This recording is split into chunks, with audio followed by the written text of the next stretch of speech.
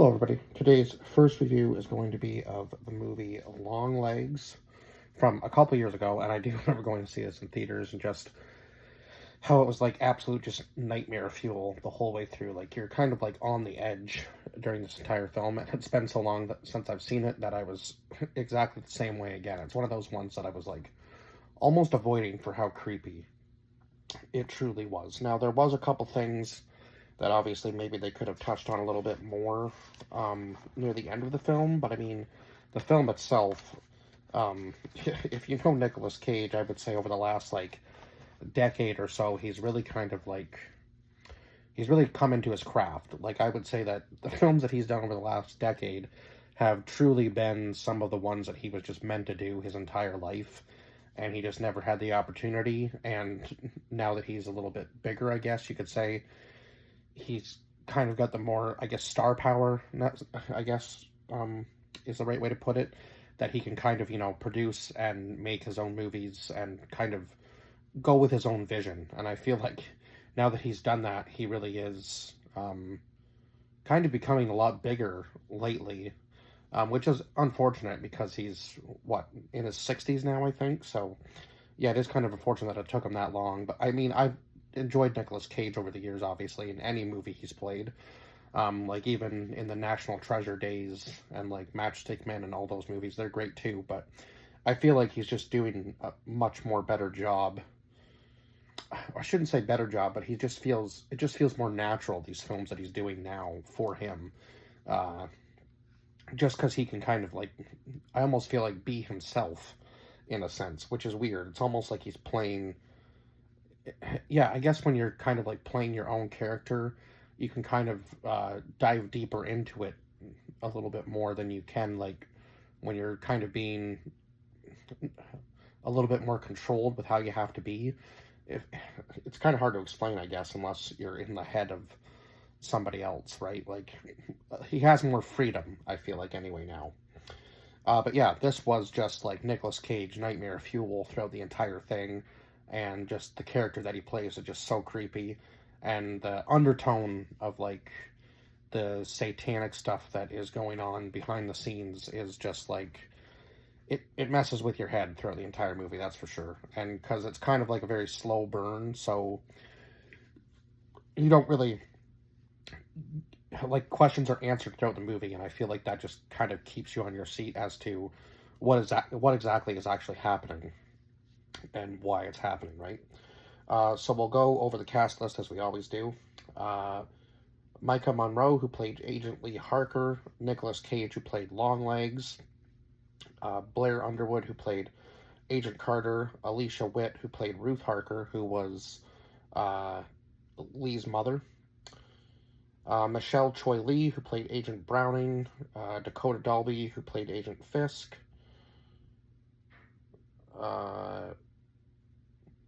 why do I feel like I'm missing somebody here?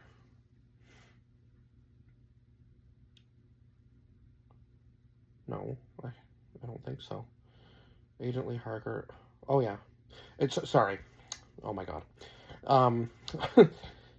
Kieran Shipka, who played Carrie Ann Camera, who was one of the other victims of Longlegs. Well, actually, she wasn't, I guess, necessarily, although she does become one later on in the movie. But it was her family that was actually killed. She was at school the day that it happened. So, yeah, kind of a coincidence for her. She just kind of has to live with it, which is unfortunate, and ends up in a psych ward because of it. And then Ava Kelders, who played Ruby Carter, who was obviously Agent Carter's daughter. And so we start this film out on, I believe, I don't think they tell you the date, or maybe they do and I just totally missed it. But anyway, the date was January 13th of 1973 or 74. Why am I having such a hard time remembering that? Anyway, so this girl that's home alone gets visited by a strange man, or at least that's how they want you to think the film opens, right? So that's kind of how it looks. And then, of course, like just the creepiness of that whole scene at the very beginning, where he's talking about like wearing his long legs that day, and then he just like bends down in the screen and it just cuts immediately because they don't really want you to see his face right off the hop, which kind of like adds to the mystique of the character, right? Because even in the trailers, I don't think they ever show like the Longlegs character in the entire trailer. Like they show little like snippets of him, but like nothing to show you his face. So yeah, they're trying to definitely keep that um, under wraps at the very beginning of the film. So part one is called His Letters, and I am a sucker for films that are in parts. I love when they're like that because it just kind of keeps you more glued to the screen. I think because you're constantly having to pay attention, right? Because the story is like slowly connecting the pieces together, and I think that's a very good way to make a film. Um, so Harker and her partner are searching for a suspect. Now, at this point, we don't know, like, if the suspect's connected to the Longlegs cases or what's going on, right? We have no idea. It seems that Tucker can kind of sense where the suspect is. Now, throughout the film, she kind of has like this weird intuition about everything. Like she's almost like seeing into the future in a sense. But I think that's maybe because she's a very observant person, that's for sure. Anyway, unfortunately, her partner gets shot when he opens the door to, ask questions about whether they've asked questions anyway. He just gets shot immediately. And then, of course, she has to go into the house alone without any backup and I believe take that suspect in. Now, I'm not sure whether that guy was connected to any of the Longlegs thing. I think that was just like a totally different case that she was on. And of course, it seems like Harker's cases are rather like jarring, like very intense cases that she's put on. And she's an FBI agent, like a female FBI agent. So I'm not exactly sure like when the time period is supposed to be of this. I don't believe it's like modern day, so I would say probably like in the now she was 9 when she was visited in 1974, and in the movie she seems pretty young. But when she finally meets Longlegs, he said she joined the FBI when she was 20. So I would say that she's probably in her 20s or maybe like early 30s. See, it's kind of hard to tell exactly when this is supposed to be taking place. Because if she was 9, it would have to be at least like 15 years later. But they never actually tell you like how much time has passed, right? Between the two moments. Which I think kind of like adds to it a little bit because you're not exactly sure like how old Harker is, but you know that she's older obviously, but still pretty young as far as like an FBI agent would go, I would think. So a lot of that would probably mess with her head. So then, of course, what was it? Harker's partner is shot. And then we find out after she gets these two new partners that someone named Longlegs has been leaving behind letters at the murder scenes. And I guess all the families are connected by the daughters' birthdays, which seem to be on the 14th of any given month. It doesn't really matter. Now, why is it the 14th? I don't know. I wish they could have maybe explained that a little bit better too. Like why they were all sort of connected on the 14th. Now, I believe it was probably because the original one, at least my best guess is the original one was Harker, right? And her birthday was on the 14th. So I guess Longlegs felt more connected to her than anybody else. So he was kind of, because he was going to kill her, and her mother had, said that she didn't want that to happen, sacrificed, like, I guess her own life, essentially, for Harker to stay alive. I guess that would be the main connection there. So eventually it gets to the point where Longlegs actually leaves a note for Harker. And I'm like, how is he able to find her so easily? Because she lives out in, like, the middle of nowhere in, like, this tiny little cabin all by herself. So, yeah, again, it seems kind of strange that he was able to find her so easily and just, like, be able to get into her house so quickly. I was like, oh my god, like, this is just super creepy.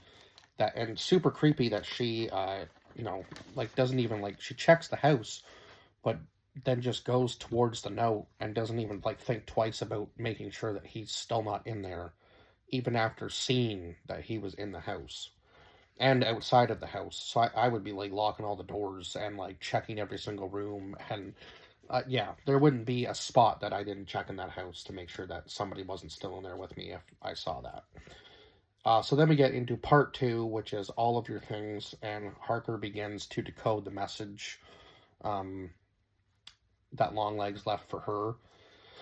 And it was like everything he does is kind of symbolic. So he leaves her like the ninth, like the birthday card for her ninth birthday. So just there's like subtle things that he does to trigger her, but she doesn't know why it's bothering her because she doesn't like have, for some reason, she doesn't have any memory of like that her ninth birthday at all. Like a lot of her memories seem to be almost erased in a sense, which is weird. Um, but yeah, they don't really explain. I don't really think they explain that good enough either as to why her memory was wiped. But even when she goes to visit her mother says she forgot too. So yeah, I don't know whether like he has some sort of control over them in order to wipe their memories or what exactly. But yeah, it's just very weird. So Harker begins looking into cult activity to see if there's any connection there, and she starts to discover that yes, obviously there is, and there's some pretty satanic practices going on with whatever is happening with Longlegs, and she believes too that he's not working alone. Like she believes that he has a partner out there, or maybe multiple people working with him. So yeah, there's a lot to unpack for sure for Harker. So Harker again begins to find the places that Longlegs has visited in the past, finding a doll and another clue, and like the inverted triangle thing, which was connecting, I guess, like all of the birthdays of the girls, except there was one random date that was missing, which was like the 13th, and I'm not exactly sure. I guess that was maybe when he had visited her originally, like the day before her birthday, because he says like the almost birthday girl, right, to her a couple times, I think, in that whole scene when they keep replaying like bits and pieces of it throughout the movie. So Harker eventually meets with Carrie Ann, whose family was a victim of Longlegs, and yeah, that whole scene was weird because it seemed like Longlegs had visited her, uh, I think a couple days or a day before they ended up going there. Um, so he had told her a whole bunch of stuff, and it seemed like again he had like some sort of like mind control over them, in a sense. Um, and she seemed to have no memory of like a lot of stuff that had happened either, which is crazy. And she seems to have some sort of memory of already meeting Harker, which doesn't make any sense because unless Longlegs was able to convince Carrie Ann that he was Harker when he was visiting her, that would be the only thing that I could think of. But she does go over in great detail about the day that her parents went crazy, and again, I guess it was all because of these dolls that were there in the house with them, as we find it a little bit later. Um, so yeah, she goes over everything that happened, and of course they do show the doll, but they're not really explaining to you like what kind of control the doll has or why the doll is making people go insane. And it seems to be happening mainly to the fathers. Now, I'm not saying the mother wasn't a little bit crazy herself, but also, yeah, the father was definitely the one that did the killing, or was commanded to do the killing anyway. So Harker's mother called in a police report on, and this is what Agent Carter is telling her, on the day before her ninth birthday, reporting a trespasser who was tall and pale. And she seems to have like no memory of that. So she goes to visit her mother, um, and starts going through all of her stuff, and then has like this really creepy flashback of Longlegs visiting her.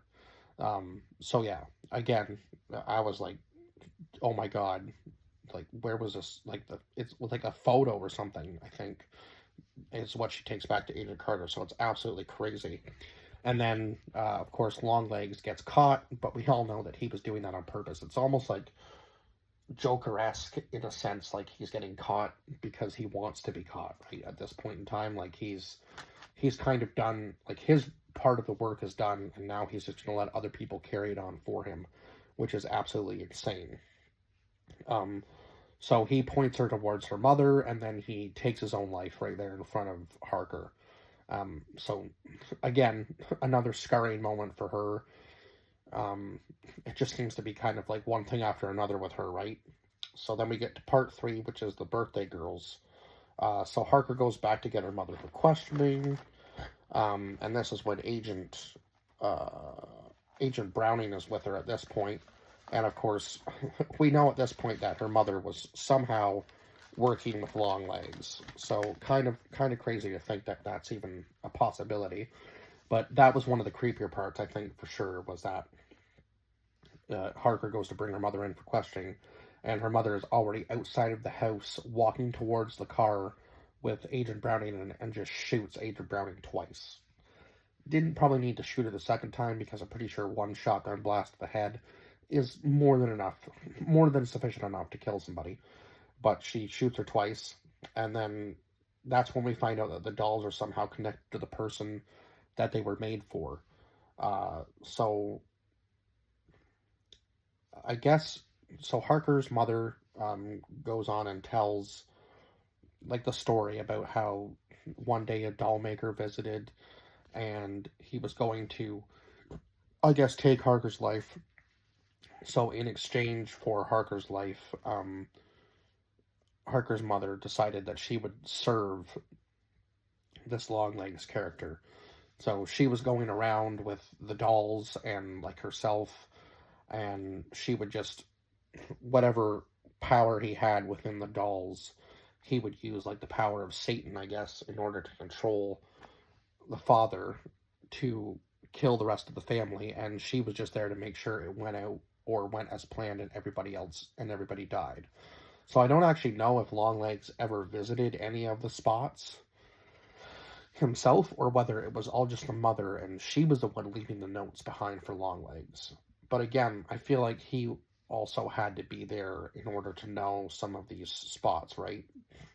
Um, and exactly how to set up everything too. Like it, it, it shows that he must have been there, because he also went to Harker's house to leave a note. So I think like maybe Harker's mother was the one that did the killing.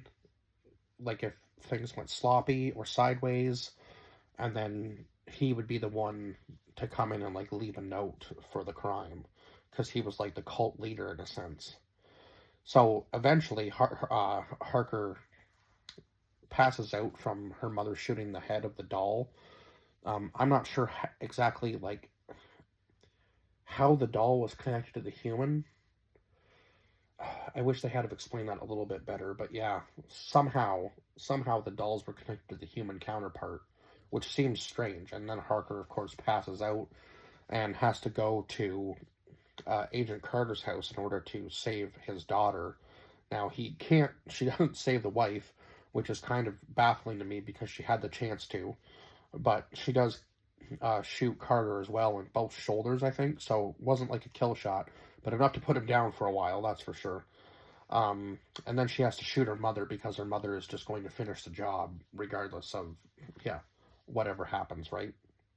Um, so again, another insane moment for Harker to have to go through. Just absolutely crazy that she even had to like she had to solve the crime and find out that her mother was involved. I can't even imagine what that would be like for somebody. Um, but yeah, and then she does save Ruby in the process, so at least she did one good thing.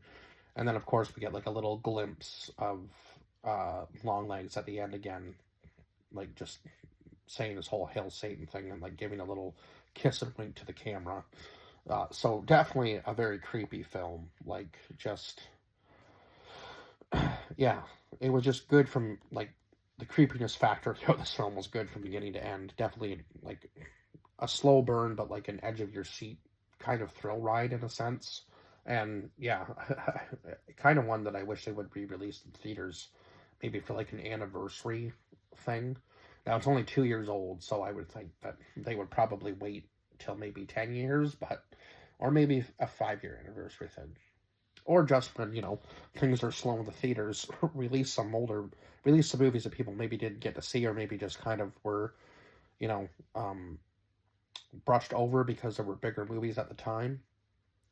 I feel like that would be a cool thing to do. Just have like a horror movie marathon sort of thing go on in a theater. That would be pretty cool. But anyhow, yeah, 8 out of 10 for this movie. I think I've pretty much covered everything I can. Oh, the soundtrack, however, just fit this film so well. And the credits at the end go from the start at the bottom and like work their way down, but like the credits are going up in a sense. It's hard to explain. It's like instead of the credits starting at the top of the screen and working their way down, they start at the bottom and work their way up. It's it's a cool effect to have for a film like this, I think. Um, and yeah, the soundtrack was great. It fit the film perfectly. Um, and yeah, other than that, I think that's all I can say about this movie. I will see you guys in the next review. Bye bye for now.